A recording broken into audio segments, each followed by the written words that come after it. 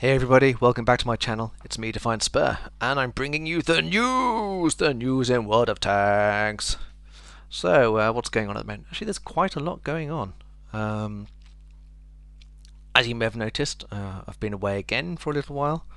My leg decided to explode on me some more, pretty nasty infection, and I came close to possibly losing it, but touch wood, it's holding on in there and it's healing up quite nicely now, which is good because I don't want to have to hop everywhere. So, in game, well, what have we got? We've got drama. Um, it's the 75th anniversary of the D-Day landings, just in case anybody out there didn't know. And I'm going to do a bigger video on it tomorrow. I'm just too tired to actually record and edit it all at the moment. My meds are kicking me in the head like a donkey. But anyway, as it's the 75th anniversary, Wargaming have released across many of their products celebratory commemorative events, which is pretty inconsequential to me. I mean, I prefer them to take the educational route, helping people remember and learn about those events. I say across their products. When it comes to World of Tanks console, they haven't. They did say they were going to. I mean, I believe Lady Obscura made a comment some time ago saying there was going to be some commemorative events, but there isn't. And they put up on Twitter a post saying how they won't because it's disrespectful, blah blah blah blah blah. We will not disrespect them by doing all of this stuff, blah blah. Yeah, the usual stuff.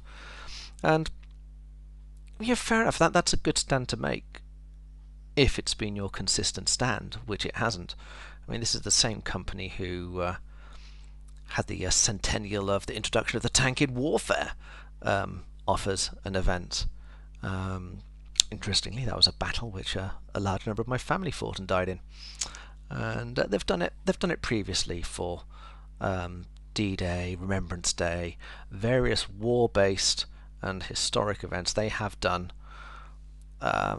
They've done something in-game to help commemorate it, so I'm not too sure why they haven't this time. Naturally, the forums are exploding about it, and social media as well.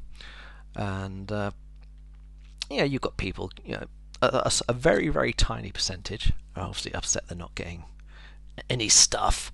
But on the whole, the majority of people, which I'm actually quite happy to see, are surprised and upset that Wargaming haven't taken this opportunity to do something in-game to help people learn and remember about those times.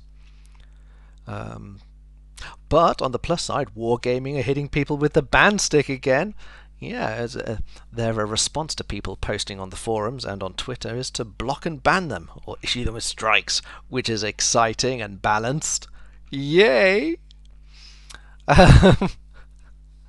Anyway, well, there's a bit of a nasty echo there. Really should move my laptop out of this corner. Anyway, that little bit of frothy out the way. Let's get into other things. Premium tank trade-in! Yay! So they've brought back the premium tank trade-in, which, as if you've watched any of my videos, you know, I think sucks and is a giant con. But that is in its present form. The idea, I think, is good. And I understand that obviously Wargaming do need to make some money from it. You know, you've got to keep those hamsters that power the servers fed.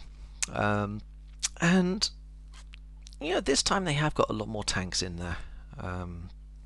A much bigger selection of tanks you can trade in to get 50% of their value to use to buy a new premium tank. And to be fair to them, a lot of people are using the premium trade-in service and enjoying from it and improving their game as a result, which I'm all for. Anything which improves the game and enjoyment of the game for the player base is, I think, ultimately a good thing, because a happy player base is a player base which is having fun, good games, and everybody benefits, really. And this time round, there's actually, because they've introduced a lot more tier 7 tanks you can pick up, it doesn't mean you can do a lot more straight swaps if you've got any tier 7 or tier 8 premium tanks you don't like. I mean, you've got like the Javelin there, which I was quite looking at. I mean, I'd love to get the King Dragon Type 59.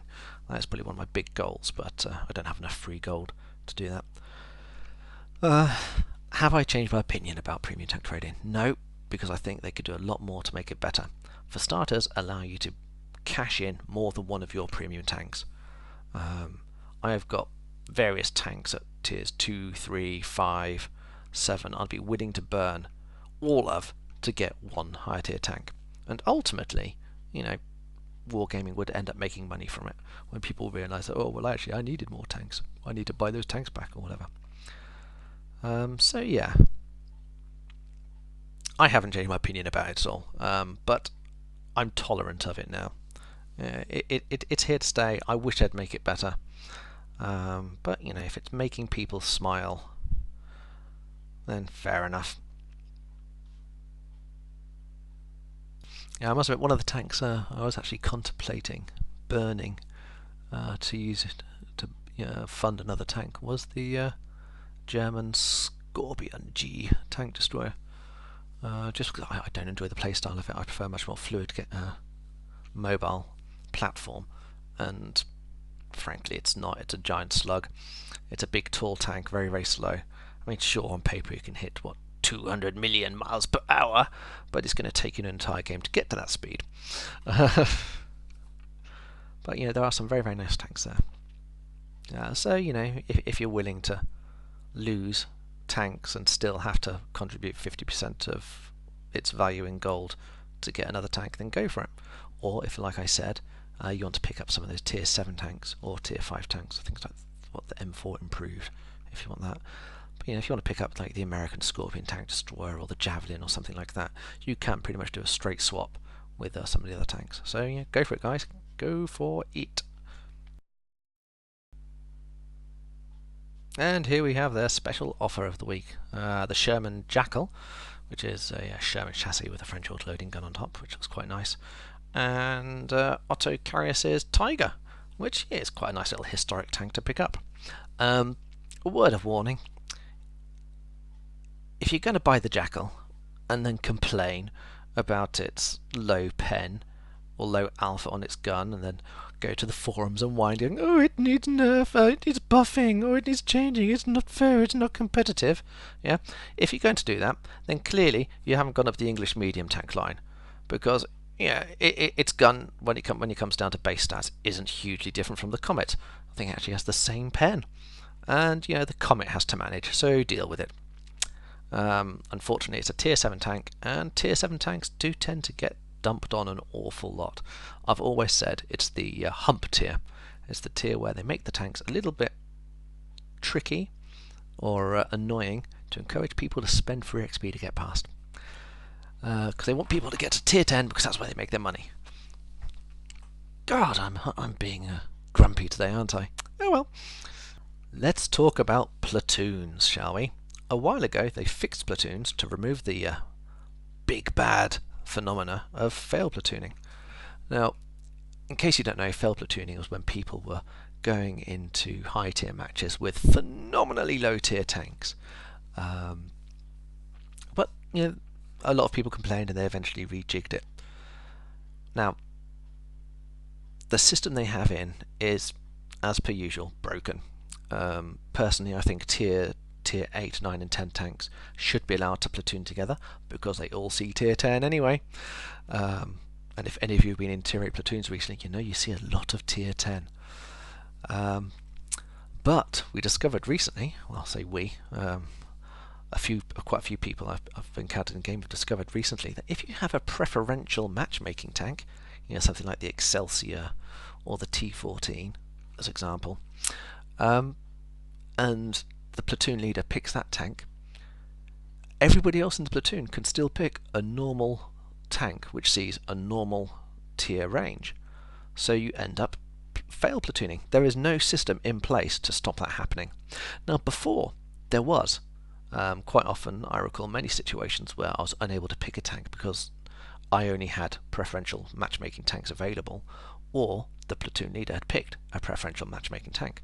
So somehow they've broken that, and apparently it's now, the onus is now on the players to apparently know that this change happened, because you know they don't communicate these changes in game in the garage where the majority of the player base are going to see them. But yes, it's up to us to have known this and to deal with it appropriately. This is pretty much the exact same answer they gave with the long-running currency change bug, where in your garage, when you sensibly change all of your currency to silver instead of burning up your precious gold, there was a bug which turned it back. So lots of people were running out of gold and go, what's going on? And it's because there was a bug which is burning up their gold. And Wargaming's response to that was, well, it's been around for a while now, you should know about it and be looking for it. Which is pretty atrocious customer service. And with regards to the preferential matchmaking tanks, my big bugbear is they could have just put up a little pop-up screen going, oops, sorry, Platoonion's a bit broken if you're playing a PMM tank. Take this into account. But they don't. Instead, they leave it so people in PMM tanks are quite often being put in matches where their tank cannot contribute and they're going to get abuse from it. Theoretically, if somebody knows that they're in a preferential matchmaking tank and sees them in a fail platoon, they can be reported for it and Wargaming can sanction them. But hey, don't tell the players, Wargaming. Stellar communication there. Woo! Yeah. And I also think it devalues preferential matchmaking tanks. I know they're great for playing single player, especially burning through some of the ops, but equally some of us have friends and like platooning and doing the same thing. But now having to take that extra time to go, oh wait a second, have we all got preferential matchmaking tanks because for some reason Wargaming can't code? Yeah, it's just bad. Bad, bad, bad, and it is my latest thing to rant and froth about, and I will do, and I have done on the forums quite extensively. Anyway, thank you everybody for putting up with this rather meandering froth. I promised I was going to do a video. I think I've covered everything. Preferential matchmaking in platoons is broken. I haven't changed my opinion regarding the premium tank exchange. Wargaming can't organise things and are banning people for commenting about on threads about the 75th anniversary of Normandy beach landings. The special offers, 2 interesting tanks there, and I think they look very good. If I had the money, I'd probably get them. I picked up the Trinity and the Needle. I had the personal offer for the Trinity, which was like 50-60% off, which was amazing, much better than what they're offering in the store at the moment. And I managed to grind through the Needle contract, and yeah, I'll be doing some videos on them at some point. Anyway, take care guys. My next video will be 75th anniversary of the Normandy landings video, and I'll hopefully at the same time, either tomorrow or the day after, it might be Sunday actually, put up some more gameplay footage. Anyway, thanks for sticking with me. Please subscribe and comment if you have any questions at all about the game or my videos, suggestions, critiques. Yes, say. I'm pretty laid back and chilled about all this stuff, and if you point out things I'm doing wrong, I learn and get better as well. So take care everybody, and I'll see you all in game.